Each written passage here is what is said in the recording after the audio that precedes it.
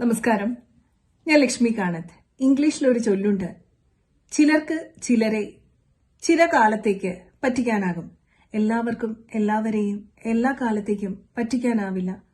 അതുപോലെ ഒരു സംഭവമാണ് ഇപ്പോൾ കേരളത്തിൽ നടന്നത്. ഇത് യുപിയിലും ഗുജറാത്തിലും ഒന്നുമല്ല, നമ്മുടെ കുറ്റ്യാടിയിൽ. കാരണമറിയാമോ? പാലസ്തീന്റെ പേരും പറഞ്ഞ് ഭാരതത്തെയും ഭാരതത്തിന്റെ പ്രധാനമന്ത്രിയെയും അധിക്ഷേപിക്കാൻ സാധിക്കില്ല എന്ന് പറഞ്ഞുകൊണ്ടായിരുന്നു ദേശസ്നേഹികളുടെ പ്രതിഷേധം. ഉമ്മാക്കി കാണിച്ച് ഇനി വിരട്ടാൻ വരരുത് എന്ന് പറഞ്ഞുകൊണ്ടായിരുന്നു മുദ്രാവാക്യങ്ങൾ. സത്യത്തില് ഒരു പരസ്യവാചകമാണ് ഓർമ്മ വരുന്നത്.